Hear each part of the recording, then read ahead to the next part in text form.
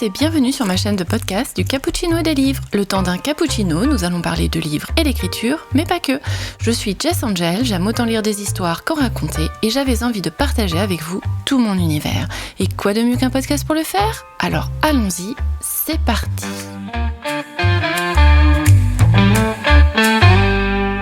Alors, comme tout bon épisode du mensuel, nous allons commencer par la première partie avec la chronique lecture et mon bilan de lecture sur le mois d'avril. Alors, ce mois d'avril, j'ai lu 9 livres. Enfin, j'en ai lu 8 sur papier et... 7 sur papier, 1 en numérique, 2 en numérique et 1 en audio. Voilà, ça c'est la liste de mes supports.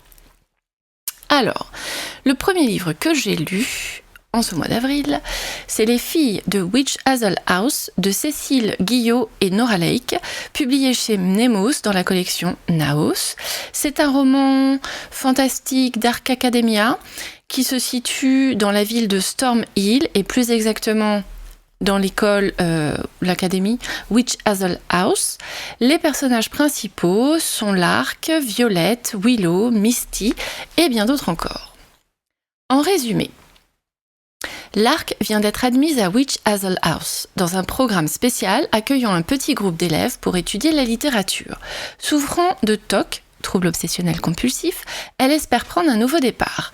Dans le manoir aux amamélis, aux fleurs automnales et aux nombreux chats, elle débute une vie paisible où de nouvelles amitiés se forgent au fil des soirées à lire au coin du feu avec une bonne tasse de thé et des virées shopping à Storm Hill. Jusqu'au jour où son amie Violette décide de faire une séance de spiritisme afin d'entrer en contact avec la présence bienveillante qu'elle pense sentir dans la bâtisse. Des phénomènes étranges commencent alors à se produire, de plus en plus violents, puisant dans leurs peurs les plus profondes pour les torturer. Comprenant qu'elles ont réveillé quelque chose qui aurait dû rester endormi, elles enquêtent pour savoir ce qui les hante. Hélas, les maisons ont un passé et il n'est pas toujours bon de s'y confronter. Alors, pour mon avis, Les filles de Witch Hazel House de Cécile Guillot et Nora Lake, c'est le genre de roman qui invite à s'installer confortablement au coin du feu lors d'une belle soirée de pleine lune. Dans un cadre enchanteur, seul le crépitement du bois dans la cheminée ou le léger craquement du toit sous le souffle du vent peut vous distraire de votre lecture captivante. Les deux autrices ont magistralement su créer une atmosphère envoûtante, un lieu où tous les passionnés de manoirs et de littérature rêveraient de se retrouver. Je ne peux m'empêcher de rêver à l'idée de faire partie d'un groupe d'études privilégié tout comme ces 4 jeunes filles, chacune d'elles étant soigneusement dessinée avec des traits distinctifs qui enrichissent l'intrigue. À travers leur histoire, nous découvrons des héroïnes confrontées aux angoisses du quotidien, mais qui, ensemble, révèlent une force insoupçonnée. Au-delà de l'horreur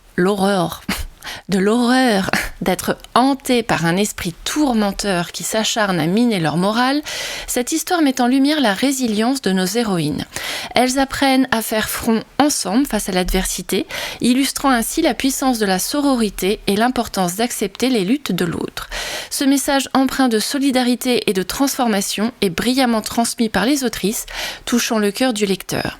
Si vous êtes sensible à ces portraits d'héroïnes marqués par la vie, mais toujours prêtes à affronter leurs peurs, alors ce livre est fait pour vous. Plongez dans cette aventure où l'amitié et le courage se mêlent à l'intrigue et laissez-vous emporter par la magie de Witch Hazel House.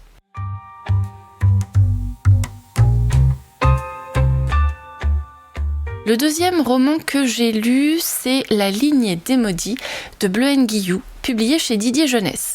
C'est un roman fantastique qui se déroule dans la ville d'Édimbourg, avec comme personnages principaux la famille Asgast, dont Ava Asgast, l'héroïne, la famille royale, le fantôme du prince, etc.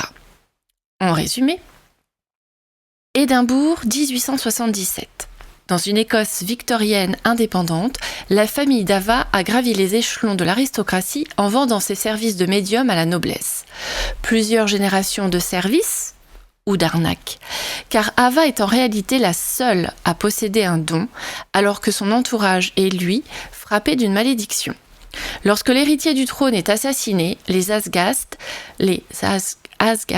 c'est difficile, sont désignés pour trouver le coupable. Ils ont 10 jours pour résoudre ce meurtre, sans quoi la reine, s'occupera d'éliminer ses parvenus.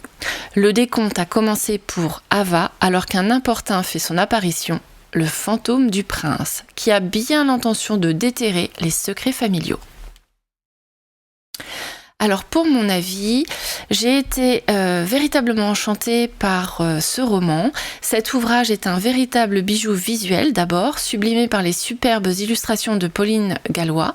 Chaque illustration avec sa finesse délicate nous plonge instantanément dans l'atmosphère envoûtante du roman et dans l'époque victorienne où se déroule l'intrigue.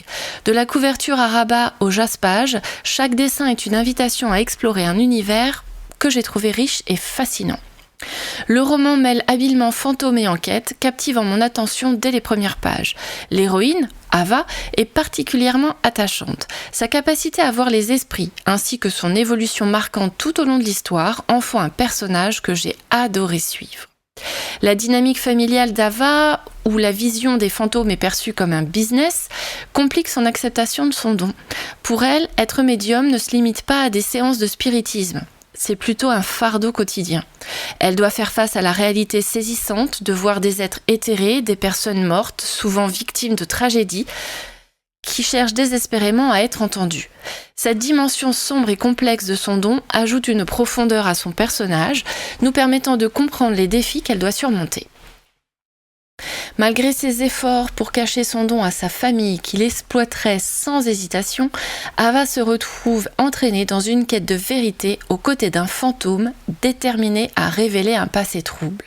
Ce duo inattendu crée une dynamique captivante et la découverte des secrets familiaux pousse Ava à accepter des vérités difficiles. J'apprécie particulièrement la manière dont elle évolue, apprenant à embrasser qui elle est et à prendre en main son destin, même lorsque les choses se compliquent.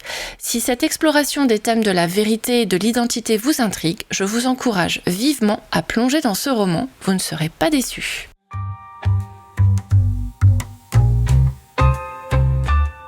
Mon troisième roman a été la Caméra Obscura de Maëlle Dezard, publié chez Rajo. C'est indiqué sur la couverture comme étant une romantaisie gothique. Moi, j'aurais rajouté une petite touche de fantastique steampunk, mais bon, après, on est bien dans l'ambiance romantaisie gothique, dans un Londres plongé sous la brume. Les personnages principaux sont Léandre de Hereford, Austin Fetchman, Winifred, le père Hiram, etc., etc. Le résumé. Alors, il est très court, mais je pense qu'il va être suffisant. 19e siècle, Londres, la ville est plongée dans l'obscurité par une brume perpétuelle. Plus inquiétant encore, certains cadavres se relèvent. Léandre, jeune lord et étudiant en médecine, est persuadé que ces créatures sont la clé pour sauver sa sœur, atteinte d'une maladie incurable. Il est prêt à tout pour percer leur mystère et même à s'allier avec Winifred, une journaliste aussi brillante qu'exaspérante. Alors pour mon avis, franchement, ce mois-ci, j'ai vraiment eu beaucoup de belles lectures. Donc là, c'est encore un roman que j'ai adoré lire. La plume de Maëlle Dezard est pleine d'humour, de finesse et m'a véritablement captivée. Ce livre est également un véritable bijou en tant qu'objet, tant par ses illustrations de couverture que par le génial jaspage créé par Ni Puni. L'histoire nous plonge dans le Londres d'une époque troublée où nous suivons un jeune lord idéaliste tiraillé entre ses devoirs de classe sociale et sa passion pour la médecine, sa quête désespérée pour comprendre le mal qui ronge la ville depuis la grande puanteur tout en cherchant un remède pour sa sœur adorée, atteinte du mal des brumes et poignante. C'est à ce moment-là qu'il croise le chemin de la fascinante Winifred. Leur rencontre est un véritable tournant, elle ne le laisse pas indifférent, que ce soit par ses idées audacieuses ou son caractère bien trempé. Ensemble, ils forment un duo dynamique et complémentaire. Leur alchimie est palpable et j'ai adoré voir comment chacun d'eux contribue à l'évolution de l'autre. Winifred, avec sa détermination parfois têtue, est un personnage attachant qui apporte à notre jeune lord énormément de choses, une profondeur notamment aussi à l'histoire. Et c'est cette ténacité qui la rend si captivante et qui pousse notre jeune Lord à sortir de sa zone de confort. Leur quête de vérité, pleine de rebondissements, nous tient en haleine à chaque page. Ce qui est particulièrement fort dans leur relation, c'est la manière dont ils se soutiennent mutuellement et à leur façon, face aux défis qu'ils rencontrent. Chacun d'eux, à travers leurs découvertes et leurs épreuves, parvient à se transformer et à devenir la meilleure version de lui-même. C'est une belle leçon sur l'amitié et la résilience. Si ce livre vous intéresse, n'hésitez pas à le découvrir, vous ne serez pas déçus par cette aventure palpitante et par la force de ce duo inoubliable. Et dont, d'ailleurs, Amélia a fait une petite chronique dans notre book club du mois d'avril. Je dis ça, je dis rien. Le 4e livre que j'ai lu, c'est Porcelaine sous les ruines d'Ada Vivalda, publié chez Olympe, qui est un roman entre fantastique et romantasy. J'aurais pas trop réussi à le situer. Et le cadre, c'est Hibernia. Et on a 2 personnages principaux, notamment Lady Whitmore et Lethan Alcor. En résumé, parce qu'elle a accordé trop de vœux aux humains, Alba a été bannie sur Terre par les génies. Après une longue errance à travers les siècles, elle a enfin trouvé un refuge et une famille sur l'archipel paisible d'Hibernia. Les habitants de ce qui fut jadis l'Irlande voient désormais en elle Lady Whitmore, la dame aux yeux sombres, gardienne de ces derniers morceaux de terre verdoyante que la mer grignote chaque jour un peu plus. Mais l'abondance qui règne sur Hibernia commence à susciter la convoitise de Comrie, l'archipel voisin, puissant et surpeuplé. Le conseil de Comrie envoie alors chez Lady Whitmore un émissaire aussi détestable que séduisant, Lethan Alcor.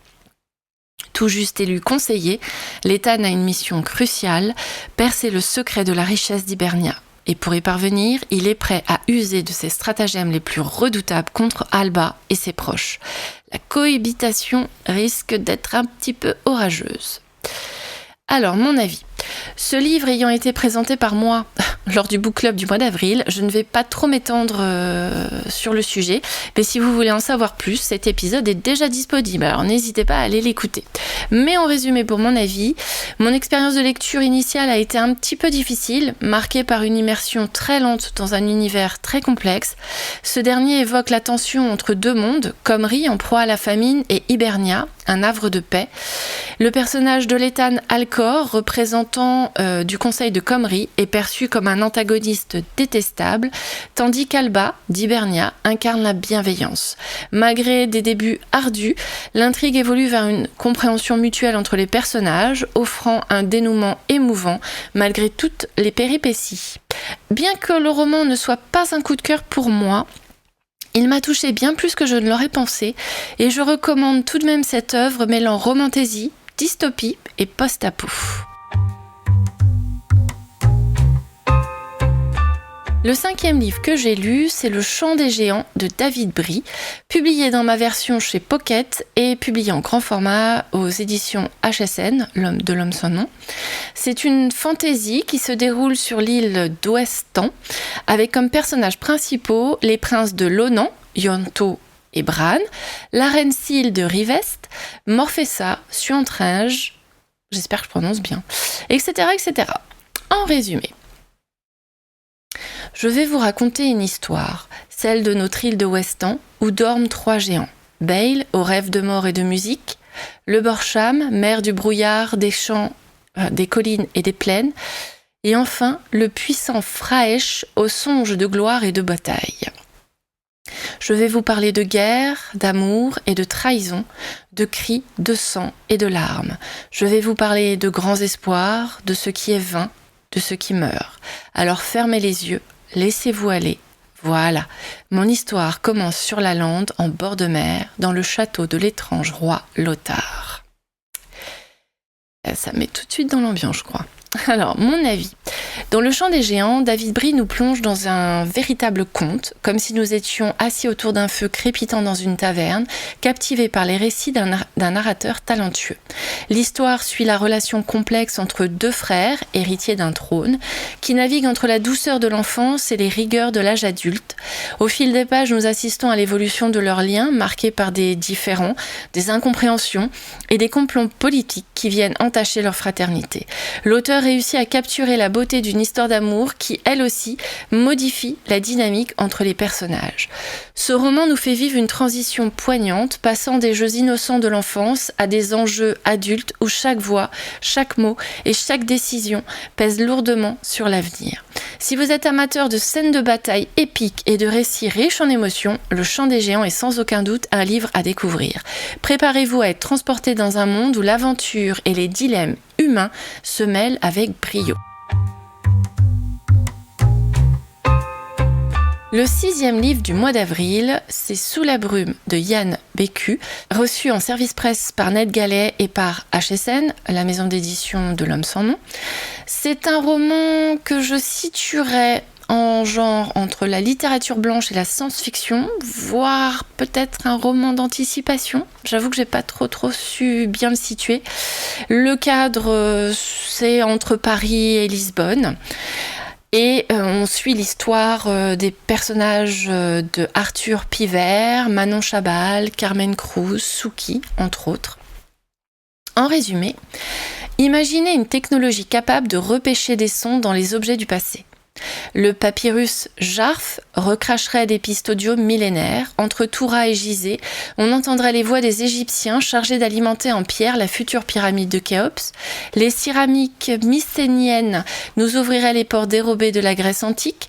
Des pans entiers de l'histoire romaine jailliraient des innombrables poteries samiennes. Quel latin ont parlé les Romains du 1er siècle avant notre ère, qu'a chanté le petit peuple au sujet d'Antoine et de Cléopâtre, qu'ont murmuré les potiers de Pompéi juste avant l'éruption du Vésuve, ou qu'on se penche, les possibilités seraient prodigieuses. En 2090, cette technologie existe. Elle se nomme Poséidon et elle-même cache un terrible secret. Alors là, je suis absolument ravie de vous partager mon avis sur ce roman d'anticipation Sous la brume de Yann Bécu, que j'ai trouvé tout simplement fascinant. L'histoire nous plonge dans un univers riche où les personnages sont profondément développés et il est impossible de ne pas s'y attacher. L'intrigue soulève des questions essentielles sur l'avenir.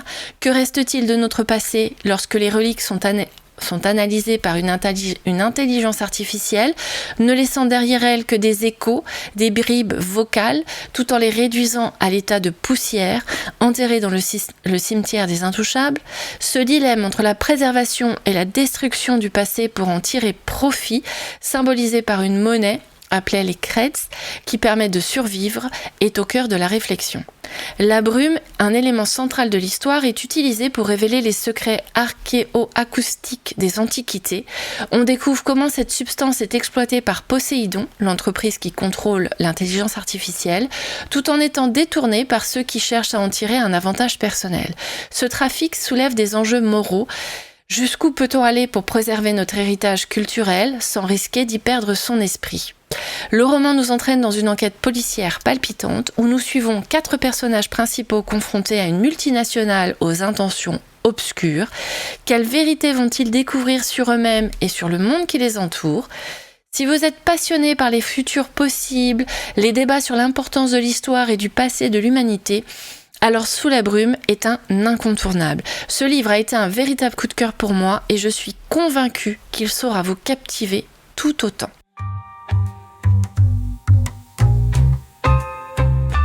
Mon 7e livre fut le tome 1 de la série Les héritiers du chaos, sorcières d'Atara de Shirley Lecor, publié chez Cordes de Lune Éditions.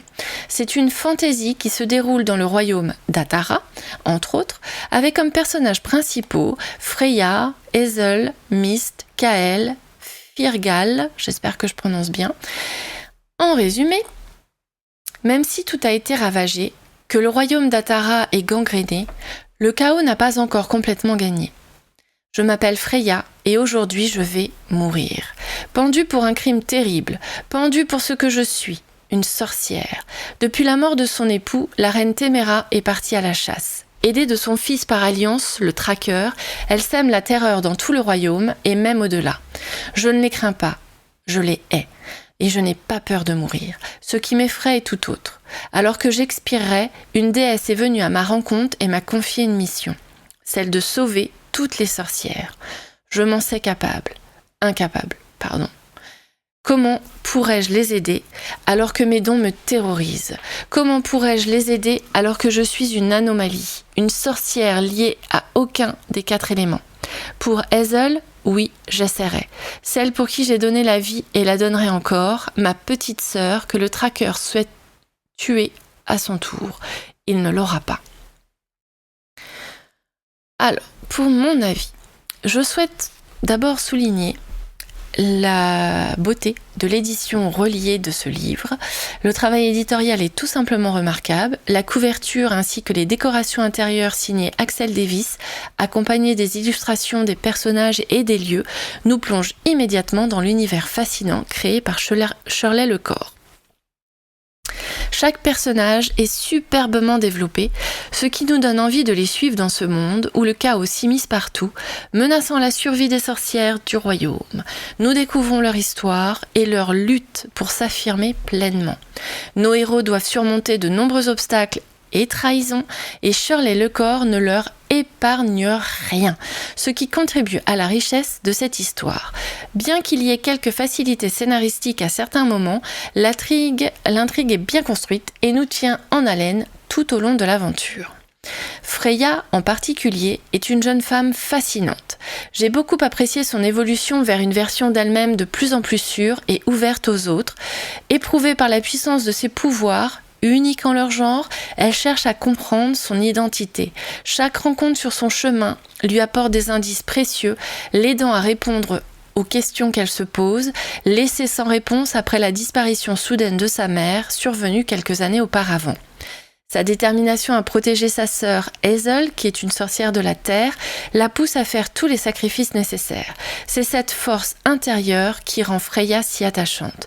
Si vous aimez les récits peuplés de sorcières, de créatures fantastiques et d'ennemis impitoyables, ainsi que des personnages qui dans leur quête embrassent pleinement leur destin, alors ce livre est fait pour vous. Le 8e livre que j'ai écouté, c'est Du thé pour les fantômes de Chris Vuklisevich.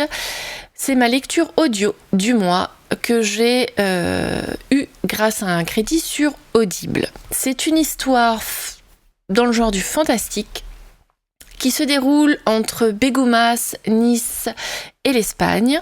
Les personnages principaux sont Félicité et Agonie, ou appelée aussi Egonia. En résumé, quand on est vivant, on occupe les places que les morts ont laissées. C'est la règle. Agonie est sorcière, Félicité passeuse de fantômes. Le silence dure depuis 30 ans entre ces 2 filles de berger, jusqu'au jour où la mort brutale de leur mère les réunit malgré elles. Pour recueillir ces derniers mots, elles doivent retrouver son spectre, retracer ensemble le passé de cette femme qui a aimé l'une et rejeté l'autre. Mais le fantôme de leur mère reste introuvable, et les témoins de sa vie, morts ou vivants, en dessinent un portrait étrange, voire contradictoire.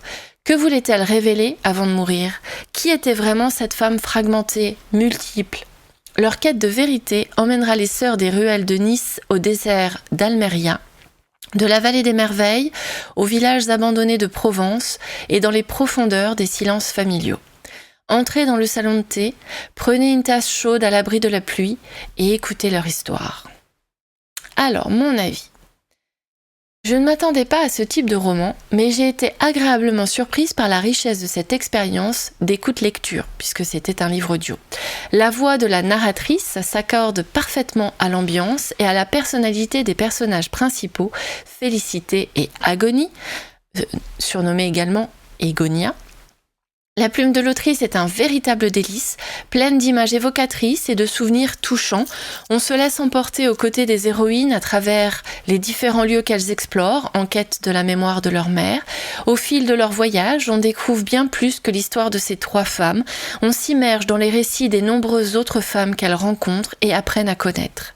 Le récit se déploie comme un conte, une histoire que l'on se raconte près d'un feu, un thé bien chaud entre les mains. C'est une magie subtile qui s'installe, tissant des fils de poésie et de philosophie tout au long des pages. Si vous êtes amateur de contes, de légendes, de mots soigneusement choisis et de réflexions sur les mystères de la vie, alors ce livre est fait pour vous. Il vous invite à une exploration douce et profonde où chaque page est une promesse.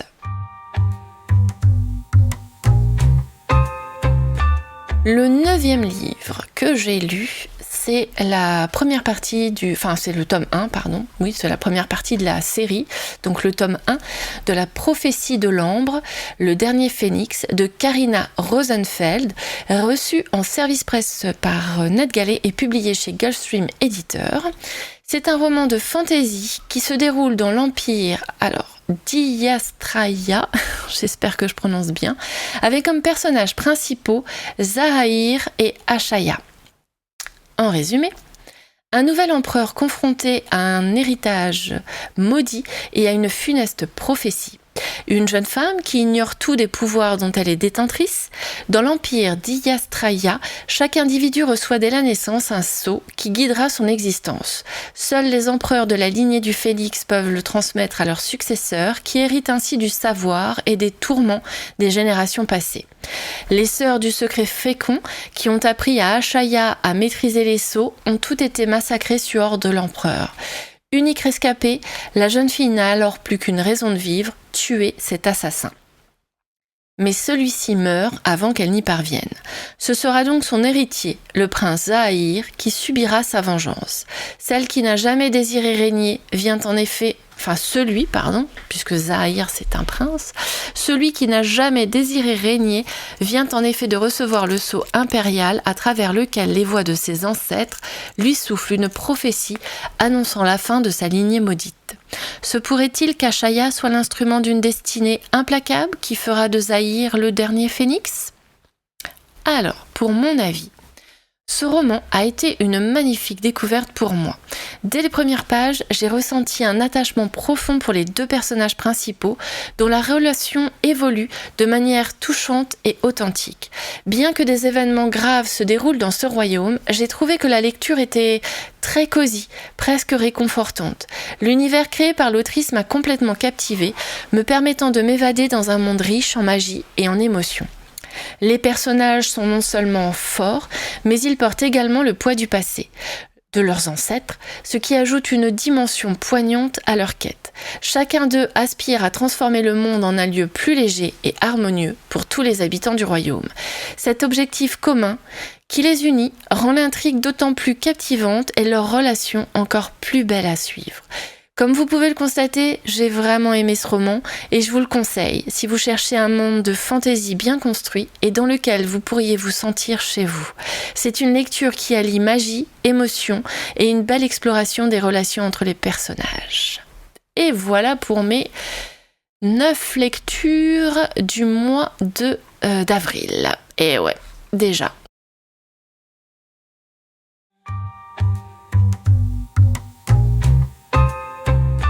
Passons maintenant à la 2e chronique, la chronique d'écriture. Alors aujourd'hui, j'aimerais vous parler d'un sujet qui m'intéresse particulièrement, l'incipit. Bien que j'en ai déjà parlé à plusieurs reprises, je n'ai jamais eu l'occasion d'explorer ce concept en profondeur. Alors pourquoi ne pas faire un petit tour d'horizon ensemble ? Tout d'abord, l'incipit est un outil essentiel pour les écrivains, car il pose les fondations de toute histoire. Alors préparez-vous à découvrir comment un bon début peut captiver vos lecteurs et donner vie à vos écrits. Alors on va commencer par un petit point de définition. D'après Wikipédia, l'incipit est un terme désignant les premiers mots d'une œuvre littéraire ou musicale. C'est un élément fondamental dans la création d'un récit. Il joue un rôle crucial dans l'engagement du lecteur car c'est souvent la première chose qu'il rencontre et qui détermine son envie de poursuivre ou pas la lecture, voire d'acheter un livre.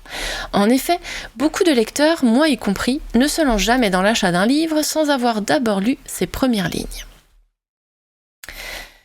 Passons maintenant à un petit point. Alors, pour Cécile Duquesne, de l'école d'écriture 2.0 dont je vous ai déjà parlé à de très nombreuses reprises, l'impact de l'incipit est étroitement lié à l'expérience préalable du lecteur avec le genre littéraire. Ce dernier arrive avec des attentes basées sur ses lectures antérieures, ainsi que sur les formes et les thématiques qu'il suppose déjà connaître par rapport à ce genre. Cette expérience personnelle façonne donc sa perception et son interprétation de l'œuvre, ce qui influence ses futures lectures. Dans son cours sur l'incipit, Cécile Duquesne nous explique comment procéder en plusieurs étapes pour le construire et le rendre impactant. Tout d'abord, en se posant des questions. On commence sur le ton général, un point de vue utilisé, un temps de récit, ainsi que sur le thème, c'est-à-dire l'idée principale qui traverse tous les composants du roman, des personnages aux situations, et qui permet au lecteur de deviner une grille d'interprétation qui va donner du sens à l'histoire. Pour Cécile Duquesne, selon les réponses à ces questions, il faut utiliser la technique de l'entonnoir renversé en allant du plus général au plus spécifique et en procédant par étapes. Étape 1, repérer les marqueurs du genre littéraire.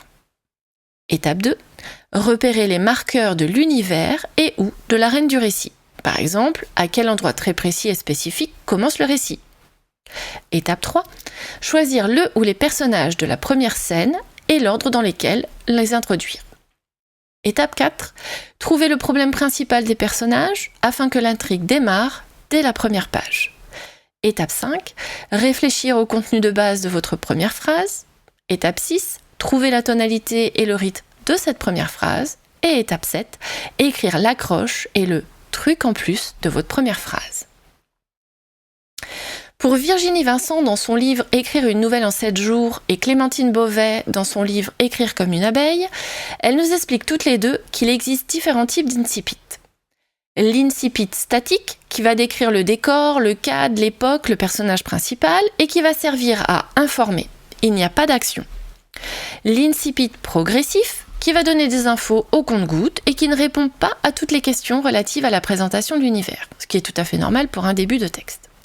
L'incipit dynamique, ou appelé in media res, qui plonge directement le lecteur dans l'action en ne donnant que des indications succinctes relatives au cadre du récit. Nous avons également l'incipit suspensif, qui tourne autour du pot. Il ne donne aucune info, ou très peu, et ne relate aucune action. Il sert à dérouter le lectorat. Il peut s'agir d'une plongée dans les réflexions du narrateur ou du personnage principal. Il y a également l'incipit présentant une situation initiale. Ces débuts plus ou moins détaillés sont de type informatif. Ils vont expliquer au lecteur le contexte historique, social, géographique du monde, de l'histoire, et le laisser en attente. Ça peut être une description du personnage principal, figé, en filigrane d'un texte qui présente le contexte, etc. Ou bien une description d'un lieu important, où le personnage principal va être présent, et qui va montrer plein de choses. Pour être un peu plus précis dans l'incipit in media res, on va parler de débuts qui commencent sans explication au cœur de l'intrigue. Ils peuvent débuter par une scène d'action ou une scène mystère, comme je vous le disais, que le lecteur ne comprendra que bien plus tard. Ça peut être un faux incipit in media res, avec très peu d'action, mais suivi immédiatement d'un flashback ou d'explication. Un incipit IEUF, il était une fois, qui attire l'attention sur le fait, réel ou non, l'histoire, réécriture d'un conte ou pas, si ça porte sur une narration orale, etc. Nous avons également un incipit en monologue intérieur ou discours indirect libre qui donne l'illusion qu'on entre directement dans le flux de pensée du narrateur ou de la narratrice. Il va établir les attentes concernant la psychologie des personnages, la voix, la perspective narrative et va installer une intimité immédiate entre le lecteur et le narrateur. Et il y a également un type d'incipit en dialogue qui donne une impression tout à fait opposée à la précédente, puisque c'est celle de surprendre une conversation entre plusieurs personnages sans savoir qui ils sont ni de quoi ils parlent et qui permet un accès direct à la voix des personnages. Pour réussir son incipit, il faut, pour Rebecca Monry, dans son Best-of Devenir écrivain que vous pouvez trouver sur son site internet devenir-écrivain.com, il faut se laisser du temps pour l'écrire, En écrire plusieurs, parmi lesquels on fera le choix avant de passer à la suite. On peut retravailler plusieurs fois son texte. On peut ne pas attendre l'idée parfaite et commencer à écrire son texte. On peut garder à l'esprit qu'on peut changer totalement son incipit, et ce, à n'importe quel moment, puisque l'évolution de l'histoire peut nous apporter aussi d'autres éléments. On peut suivre aussi l'ordre chronologique de l'histoire, de la vie du personnage ou de l'époque choisie en déroulant les événements dans l'ordre de leur apparition. On peut aussi choisir en fonction du genre du roman. Et ce qu'il faut aussi retenir, c'est qu'on peut choisir en fonction de l'effet que l'on veut créer chez le lecteur. Dans tous les cas, il n'y a pas de bon, pas de mauvais choix. C'est à nous de voir comment on ressent par rapport à l'écriture de notre texte, quelle entrée en matière on veut faire. Pour Clémentine Beauvais, pour réussir son incipit, il faut que la première phase du roman distille l'essence de tout le livre. Il faut établir les paramètres du système de l'histoire, de l'intrigue. Il faut déclencher des questions et donner l'envie d'avoir des réponses sans tout dévoiler. Il faut aussi annoncer un style, une perspective narrative, un temps du récit, poser la voix du texte, mettre le lecteur dans un état d'esprit, un rythme, une ambiance de lecture. L'incipit peut donner également des indices sur ce qu'on va lire et sur la manière de le lire. Il ne présente pas seulement les personnages, il peut suggérer les outils d'interprétation dont le lecteur va avoir besoin pour donner un sens à son texte. Le début d'un texte peut informer le lecteur du type de texte qu'il va lire, de son genre, de l'intrigue à laquelle il peut s'attendre. Il peut proposer un cadre de lecture, quitte ensuite à le détruire. C'est une question de dosage entre des éléments statiques ou préexistants, ce qui est en place avant que l'histoire commence, le fondement de l'intrigue, ce qui appartient au passé, au personnage, et des éléments latents ou émergents, ce qui va faire l'intrigue, orientée vers le futur sous forme d'indices, de questions sans réponse, de désirs insatisfaits, de crises, etc., etc. Il faut laisser le lecteur se demander de quoi il retourne et tenter par l'imagination de combler les ellipses, qui sont les trous dans le récit. Un dialogue peut, comme je l'ai dit plus haut, aussi aider dans les incises à présenter les personnages, leurs relations et leur personnalité. Dans tous les cas, il faut faire réagir le lecteur. Il faut l'obliger à se poser des questions, à commencer à chercher des réponses. Il faut créer des attentes qui seront confirmées ou infirmées à la lecture du texte par la suite. Il faut donner le ton, l'humeur du livre entier. Et il faut également ne pas attendre que ça commence vraiment. Ça peut être aussi ça, un incipit, comme vous voulez. Avant de conclure cette chronique écriture sur les incipits, je vais vous en partager quelques-uns et vous laisser voir un peu comment les auteurs ont choisi d'amorcer leur récit. Alors, on va commencer par Plein ciel de Siècle Vaillant. Ivoire claqua la porte derrière elle avant de rajuster sa capeline cendrée et les épingles piquées dans son chignon. Elle avait passé une merveilleuse journée hier, chez elle, seule, enveloppée dans ce silence qui n'en était pas un. Cette trame magique tissée par les bruits de la nature, le pépiment des oiseaux et le vent dans les branches. Un autre exemple, pris sur Une fenêtre sur les ténèbres de Rachel Gillig. J'avais 9 ans le jour où les médicastres frappèrent à notre porte. Mon oncle et ses hommes étaient sortis. Ma cousine Yona et ses frères jouaient bruyamment dans la cuisine. Ma tante ne comprit ce qu'il se passait que lorsque le premier d'entre eux, dans sa robe blanche, pénétra dans le salon. Elle n'eut pas le temps de me cacher. Je dormais contre la fenêtre, comme un chat. Elle me secoua pour me réveiller. La peur empâtait sa voix. « Va dans les bois !» murmure-t-elle. Elle déverrouilla le carreau et me fit doucement passer par le battant, vers le sol, en dessous. Je ne sais pas si ça vous a donné l'ambiance ou si ça vous donne des indications, mais en tout cas, je sais que moi, ça m'avait mis beaucoup de questions. Un autre. De Miss Peregrine et les enfants particuliers de Ransom Riggs, le tome 1. Je venais juste de me résigner à vivre une vie ordinaire quand les événements extraordinaires se sont produits. Le premier m'a causé un choc terrible et m'a changé définitivement au point de couper mon existence en deux, avant et après. Comme la plupart des bouleversements à venir, ils concernaient mon grand-père, Albert Portman. Ça pose plein de questions en fait celui-là. Je sais pas ce que vous en pensez. Dites-le moi en commentaire. Hein. N'hésitez pas à m'écrire aussi à ducappuccino-et-des-livres@gmail.com pour me partager vos propres incipits préférés. Je vais vous partager également Le Roi sombre d'Oren Miller. Ce mur était foutrement silencieux. Le mutisme était un fléau assez répandu chez les murs. Ed avait bien tenté quelques techniques d'approche. La provocation, l'humour, l'agressivité et même le charme. Quoi qu'il pensait en manquer dans ce cas précis. Le mur était en pierre, ce qui n'aidait guère au réchauffement. Pourtant, le mur était aussi coincé qu'Ed dans cette cellule. Toujours à la même place, toujours face au jeune homme, et rien entre les deux. Allez, un petit dernier pour la route. Il n'était que 5 heures, en ce petit matin d'hiver syrien. Le train auquel guide et horaire donne le nom ronflant de Taurus Express attendait le départ en gare d'Alep. La rame ne comportait en tout et pour tout qu'un wagon-restaurant, un wagon-lit et 2 voitures des réseaux de la région. Petit incipit pris sur Le crime de l'Orient Express d'Agatha Christie. Pour finir cette chronique, l'incipit est un outil puissant qui nécessite une attention particulière. Il doit captiver le lecteur, poser les bases de l'intrigue et des personnages, tout en laissant place à l'imagination et à la curiosité. En réfléchissant soigneusement à sa structure et à son contenu, un écrivain peut créer un début mémorable qui incitera le lecteur à poursuivre l'aventure littéraire.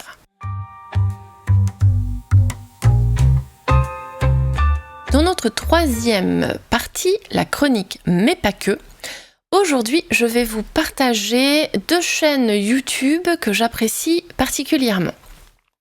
La première chaîne YouTube dont je vais vous parler, c'est Le Verbe et la Plume Studio et la page Instagram, le _verbe et la _plume, Le Verbe et la Plume, présenté et animé par Aymeric Bard.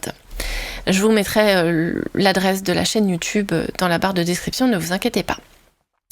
Bienvenue dans l'univers captivant d'Aymeric Bard, un auteur talentueux de notre promotion Polaris, pour l'Institut des carrières littéraires, l'ICAR, dont je vous ai parlé de très nombreuses fois, dont vous pouvez découvrir une nouvelle intéressante intitulée Pour rien dans notre recueil de nouvelles Étoiles, que vous pouvez trouver gratuitement partout. Il suffit juste de taper étoile et vous trouverez 47 textes courts sur Amazon, sur Kobo et tout un tas d'autres sites où vous pouvez télécharger le livre numérique gratuitement. Sur sa chaîne YouTube, Aymeric vous invite à plonger dans une multitude de sujets passionnants autour de la lecture et de l'écriture. Vous y trouverez des sketchs amusants, des débats enrichissants, des entrevues inspirantes et surtout, la partie que j'affectionne tout particulièrement, la lecture de certaines des nouvelles de notre recueil.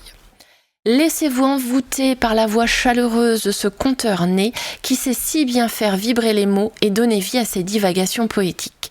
Chaque vidéo est une invitation à explorer des horizons littéraires variés où la magie des histoires prend tout son sens. Pour en savoir un petit peu plus sur cet auteur passionné, sachez qu'Aymeric Bard est un créateur de fanzines, un correspondant de presse et un animateur d'ateliers d'écriture en institutions spécialisées.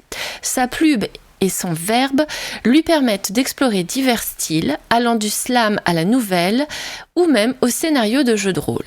Actuellement, il se consacre à l'écriture d'un roman de fantasy qui promet d'être aussi captivant que ses autres œuvres. Les thèmes qui lui tiennent à cœur gravitent autour de la tolérance, de la fraternité, de la résilience et de l'écologie. À travers ses récits, Aymeric n'hésite pas à naviguer entre différents genres littéraires, de la littérature blanche à la science-fiction, en passant par l'anticipation et la fantaisie. Ces intrigues sont une véritable exploration de la nature humaine, interrogeant nos systèmes sociaux tout en mettant en lumière ce qui nous unit, tout en se questionnant sur ce qui nous divise. Alors n'attendez plus, rejoignez Aymeric sur sa chaîne YouTube et laissez-vous porter par ses récits envoûtants. Vous ne serez pas déçus par la richesse de son univers et la beauté de sa voix. La deuxième chaîne YouTube que je voulais partager avec vous aujourd'hui, c'est la chaîne YouTube Le Club où on discute d'écriture sans filtre avec Chris Vuklisevich, Marie Caillé, Léa, Laure Paradis et Laetitia Lajoigny. C'est un podcast sur YouTube où 5 amies écrivaines parlent d'écriture autour d'un thé, sans filtre, comme indiqué dans la description de leur chaîne. Vous y retrouverez de très nombreuses vidéos abordant des sujets variés autour de l'écriture et de la vie d'auteur, comme des épisodes courts présentant certains de leurs romans. Au menu, vous y trouverez des thèmes comme des conseils d'écriture qu'on aimerait oublier, comment retrouver l'inspiration créative, le secret des pages Turner, comment choisir le meilleur titre pour son livre, mais aussi écrire des personnages secondaires, comment rendre les premiers mots de votre roman captivant, notre fameux incipit. Vous savez, celui dont je vous ai parlé un peu plus haut. Et leur dernier épisode en date, à l'heure de cet enregistrement, le 30 avril, l'art de vendre ce manuscrit aux éditeurs. Pitch, synopsis, bio, vous saurez tout. Au-delà de la bonne humeur et de la passion qui les anime, ces 5 autrices partagent avec nous leurs réflexions, leurs expériences et surtout leurs conseils et leurs astuces. Alors, si vous avez déjà lu leur roman ou si vous êtes curieux et intéressé par l'envers du décor de l'écriture, n'hésitez pas à découvrir leur chaîne YouTube.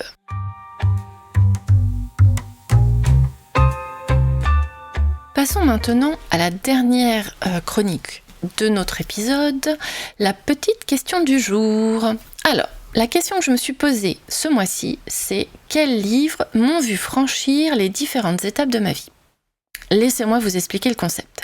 Il est basé sur un trend vu sur Instagram que j'ai trouvé génial et que griffonnage.de.marie a partagé récemment sur sa page Insta. Il y a quelque temps, j'avais décidé de faire le point sur ma bibliothèque. J'ai compté tous mes livres, y compris ceux de mes enfants, à l'exception des albums jeunesse et des bandes dessinées, et j'ai découvert que j'en possédais plus de 800. Cela ne prend même pas en compte les nombreux ouvrages que j'ai empruntés à la bibliothèque. Aujourd'hui, mes étagères et ma pile à lire sont encore bien garnies de merveilleuses histoires. Mais que se passerait-il si nous explorions mes lectures à travers les différentes étapes de ma vie ? En d'autres termes, qu'est-ce que je lisais enfant, dans la catégorie des romans jeunesse, adolescente, dans la catégorie young adulte, jeune adulte, dans la catégorie new adulte, et maintenant, en tant qu'adulte, ou devrais-je dire vieux, ouais, c'est comme si je découpais ma vie en chapitres, en genres, chacun correspondant donc à un genre littéraire propre à mon âge. Alors, quels sont les romans jeunesse dont je me souviens encore et que j'ai gardés dans ma bibliothèque ? Vous allez peut-être trouver ça un peu cliché, mais ma découverte de la lecture a commencé avec Oui Oui et Jojo Lapin, 2 classiques d'Enid Blyton. Oui, effectivement. Certes, ces histoires peuvent sembler anciennes, mais à mon époque, les options de lecture pour les jeunes étaient plutôt limitées. Bien sûr, nous avions de magnifiques albums et de belles histoires, mais le choix n'était pas aussi vaste qu'aujourd'hui. Si j'avais été enfant à notre époque, je suis certaine que ma bibliothèque aurait débordé de livres, ce qui est déjà le cas, mais bon. D'ailleurs, lorsque mes enfants étaient petits, j'ai pris un immense plaisir à leur acheter des livres sur des héros que j'aurais adoré découvrir à leur âge. Bref, Oui Oui et Jojo Lapin ont marqué mon enfance, même si j'avais une nette préférence pour Jojo Lapin. Il y avait aussi une série intitulée Caroline, en album jeunesse, de Pierre Probst, j'espère que je prononce bien, qui racontait les histoires d'une petite fille blonde vivant avec plusieurs animaux, tous plus ou moins habillés et capables de communiquer avec elle. Ces histoires étaient tout simplement magiques. Y vivaient des tonnes d'aventures. J'adorais ça. En revanche, je n'étais pas vraiment fan des livres Martine de Gilbert Delahaye et Marcel Marlier, donc je ne pourrais pas vous en dire grand-chose. Mais voilà, Caroline et Martine, c'était les livres de ma génération, en roman jeunesse. Il y avait également quelques œuvres de la comtesse de Ségur, qui étaient très populaires à mon époque. J'aimais beaucoup aussi l'univers de Sarah Kay, avec ses petites filles vêtues à l'ancienne ou dans le style fleuri des années 70, les destins et les destins, oui, tout à fait. Les dessins et les histoires simples étaient tellement adorables. En grandissant, j'ai même commencé à collectionner ces œuvres lorsqu'ils ont sorti de nouvelles éditions et j'ai écumé les brocantes à la recherche d'exemplaires de mon enfance, que je n'avais pas. En grandissant, je me suis tournée vers les Alice de Caroline Keene et le Club des 5, encore d'Enid Blyton. C'était des autrices de ma génération. Mon goût pour les enquêtes s'est toujours manifesté, même enfant. Mon jeu de société préféré a toujours été le Cluedo. Il était donc tout naturel que je m'intéresse à Sherlock Holmes, Agatha Christie et, comme je vous l'ai déjà dit dans le premier épisode du Book Club, aux Disparus de Saint-Agile de Pierre Véry lorsque j'ai atteint la 10aine. Voilà ce qui concerne mes influences de romans jeunesse. Pour les romans, on va dire young adult, donc de mon adolescence, ma passion pour la lecture à l'adolescence s'est intensifiée. J'ai continué à explorer les romans policiers, que j'adorais, mais j'ai également découvert les univers fascinants de Roald Dahl, notamment avec son œuvre emblématique Sacrée sorcière. J'ai plongé dans des classiques comme Sissi d'Odette Ferry, Sissi, tout à fait, ainsi que dans les récits d'aventure de Jack London avec L'Appel de la forêt ou de R.L. Stevenson avec L'île au trésor. J'ai toujours aimé les enquêtes et les aventures. Ça n'a pas changé.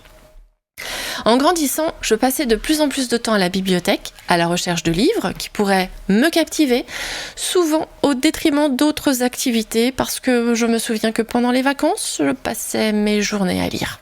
Et j'adorais ça. Je me souviens de ces belles journées d'été où je me perdais dans les pages de mes livres préférés. C'est à cette époque que j'ai découvert des œuvres marquantes comme Le Journal d'Anne Frank, L'herbe bleue d'une autrice inconnue, Des cornichons au chocolat, soi-disant écrits par Stéphanie, mais qui se sont révélés en réalité être écrits par Philippe Labro. J'ai également été touchée par La nausée de Sartre, Les Hauts d'Hurlevent d'Émilie Brontë et L'histoire sans fin de Michael Ende. Sans oublier Notre prison est un royaume de Gilbert Cesbron et les récits jeunesse que j'ai adoré découvrir en bibliothèque de Marcel Pagnol, et quelques pièces de théâtre d'auteurs classiques comme Racine, Shakespeare et Victor Hugo. Faut dire que c'était aussi les romans qu'on nous faisait lire quand j'étais au collège et au lycée. Enfin, peut-être plus au lycée qu'au collège d'ailleurs. Ces lectures, bien que souvent liées, comme je vous disais, aux exigences scolaires, ont été de véritables découvertes. Elles ont enrichi mon adolescence et m'ont ouvert les portes de mondes insoupçonnés. Alors que vous soyez un passionné de littérature ou simplement curieux, je vous invite à explorer ces œuvres marquantes. Qui sait, peut-être y trouverez-vous le prochain coup de cœur de vos adolescents. Alors, si on passe à la catégorie New Adult, jeune adulte, c'est durant cette période que j'ai découvert certaines de mes plus belles lectures, des œuvres qui ont véritablement marqué mon imaginaire. Je me souviens avec émotion de l'univers magique de Harry Potter de J.K. Rowling, et oui, que j'ai découvert quand j'avais 20 ans passés, qui m'a transportée dans un monde où l'amitié et le courage triomphent. Puis il y a eu Le Seigneur des Anneaux de Tolkien, une épopée fantastique qui m'a fait rêver d'aventures épiques et de paysages enchanteurs, et je les ai lus, je crois, juste avant la diffusion des films au cinéma. Donc j'étais vraiment dans cette phase et cette époque-là. Mais l'une de mes découvertes les plus marquantes autour de mes 20 ans, a été la série des Chroniques de San Francisco d'Armstead Maupin. Je les ai dévorées comme une série télé, même si l'adaptation télé, qui a vraiment existé, n'a pas su me captiver ni capturer la magie des livres à mes yeux. Ces récits vibrants de vie et d'amour, par contre, littéraires, ces livres, m'ont laissé vraiment un souvenir indélébile et j'ai adoré lire les Chroniques de San Francisco. En parallèle, j'ai plongé aussi dans l'univers fascinant des vampires et des sorcières avec Anne Rice. Vous savez, Lestat le vampire, les sorcières Mayfair, tout en savourant les aventures de Buffy contre les vampires. C'était mon époque, je vous ai dit. Ces histoires ont nourri mon imagination et m'ont fait réfléchir sur des thèmes profonds tout en étant très divertissantes. Je ne peux pas oublier non plus la saga familiale des Malocènes, racontée par Daniel Pénac, qui m'a fait rire et pleurer à la fois. Et que dire du Parfum de Patrick Suskind, une œuvre qui nous plonge dans un monde fascinant et horrible en même temps. J'ai également exploré les univers d'auteurs comme Paulo Coelho et Amélie Nothomb, dont les mots résonnent encore en moi, et mes livres préférés de ces auteurs sont L'Alchimiste de Paulo Coelho et Hygiène de l'assassin d'Amélie Nothomb. Travailler dans un magasin de multimédia pendant mes études m'a ouvert les portes d'une bibliothèque infinie. J'ai eu la chance de découvrir une multitude de livres là-bas, mais je ne pourrais pas vous en dresser la liste bien trop exhaustive parce que, comme je vous l'ai dit, j'ai quand même plus de 800 livres dans ma bibliothèque, ce qui est énorme. Pour finir avec la dernière catégorie, mais pas des moindres, ce qu'on pourrait appeler les romans adultes, vu que j'ai passé l'âge. Alors là, spoiler alerte, il n'y a pas beaucoup d'œuvres dites adultes que j'ai dans ma palle. En tout cas, si on entend par les romans adultes les livres dits classiques ou de littérature blanche, en dehors de ceux qu'on m'a obligé à lire au lycée, Il n'y a pas grand-chose qui ressemble de près ou de loin à ce genre littéraire dans ma bibliothèque. Mais je ne dis pas que je n'ai pas lu des classiques, bien sûr que si. Comme je vous l'ai dit, ceux qu'on lisait au lycée, bien entendu, je les ai lus. Mais malgré mon âge, je ne suis toujours pas attirée par la littérature blanche ou la littérature classique. Ce n'est pas parce que je suis adulte que je lis plus de romans dits adultes. Je n'aime pas vraiment les témoignages ou les tranches de vie, et j'ai toujours préféré, du plus loin que je m'en souvienne, les romans en SFFF. Science-fiction, fantasy, fantastique. Et je n'ai pas changé en grandissant. Pour en revenir aux dits classiques, j'ai tout de même su apprécier des auteurs comme Stendhal, Baudelaire ou Verlaine. Plus jeune, j'étais très intéressée par la littérature issue du romantisme. Vous savez, cette littérature appelée le mal du siècle, qui parle des états d'âme d'une génération désenchantée après la chute de l'Empire, d'après les définitions que l'on trouve sur Internet. Le romantisme, l'évasion, le rêve, la nature, l'infini et la solitude. Ce côté sombre et poétique de sentiments exacerbés par un spleen profond qui, aujourd'hui, je pense, pourrait s'apparenter à une lecture peut-être un peu gothique. Ça, ce sont des livres que j'ai su apprécier. Pour en revenir à mes lectures de cette période de ma vie, il y a eu les séries comme Twilight de Stephenie Meyer, mais aussi Divergente de Veronica Ross, The Mortal Instrument de Cassandra Clare, enfin pas tout, il m'en reste encore à découvrir pour ma plus grande joie, je n'ai lu que la série de... celle avec Ace et Clary. Et j'ai lu aussi ceux autour de la princesse mécanique. Ça, c'est ceux que j'ai lus. Il me reste encore pas mal de cet univers à découvrir.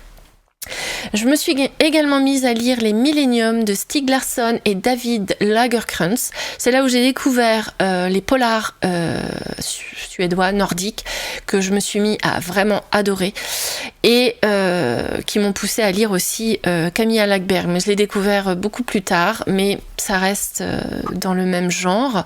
Et il y a également eu la série des Miss Peregrine et les enfants particuliers de Ransom Riggs que j'ai adoré. Tellement d'autres encore, bien entendu, mais pour aujourd'hui, c'est déjà pas mal.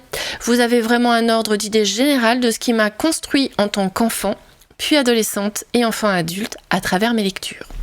Chaque livre a été une véritable découverte, une rencontre avec des personnages qui ont fait vibrer mon âme pendant des années. Vivre toutes ces aventures a été un plaisir inestimable. Et vous ? Quels sont les livres qui vous ont vu grandir ? J'aimerais beaucoup connaître vos recommandations. N'hésitez pas à les partager en commentaire sur ma page Instagram ou sous la publication dédiée à cet épisode ou à m'écrire à l'adresse ducappuccino-et-des-livres@gmail.com. Et voilà, je vous ai fait la chronique de lecture de mes 9 livres lus sur le mois d'avril, ma chronique d'écriture qui portait sur l'incipit, ma chronique mais pas que sur 2 chaînes YouTube, Le Verbe et la Plume ainsi que le club où on discute d'écriture sans filtre et la petite question du jour sur les livres qui m'ont vu grandir aux différentes étapes de ma vie. Et voilà, ce nouvel épisode de podcast est fini. J'espère que cela vous a plu, que vous avez fait le plein de nouvelles découvertes pour compléter vos wishlists de livres ou de séries à regarder, mais pas que. Si vous êtes resté jusqu'à la fin, n'hésitez pas à vous abonner pour avoir le prochain épisode de sa sortie, à liker et à partager. Et si vous le souhaitez, vous pouvez me suivre sur ma page Instagram @jess_angel ou vous pouvez m'envoyer, comme je vous l'ai dit, un mail à ducappuccino-et-des-livres@gmail.com. Vous pouvez également vous inscrire à la newsletter mensuelle en vous rendant sur le site d'hébergement du podcast, en cliquant simplement sur s'abonner. Je vous y annonce l'arrivée des nouveaux épisodes et des sujets du mois abordés dans les grandes lignes. Merci pour votre écoute et à très vite pour la suite.